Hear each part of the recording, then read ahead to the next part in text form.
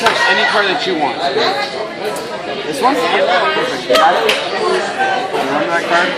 Can you see that? Got it? Yeah. Got it? If you see that again, please don't say where it is. Hey. Okay, so I'm going to take that card and I'm going to put it right into the middle. Okay? Now watch. So I'm going to give it a couple cuts. And I'll give it a shuffle. Now, there's a lot of magicians that'll go ahead and put the card in one or two spots. So one or two spots is on top of the bottom. I'm going to show you first, again, don't say anything. You see it? Look at it. The card is not on top of the deck. It's not on top. And it's not on the bottom. But if I give it a cut just like this, and I snap, that card will be the only card the other way around. She's over there like, oh. I know you want to see it, right? Okay. Here, go ahead and check it out.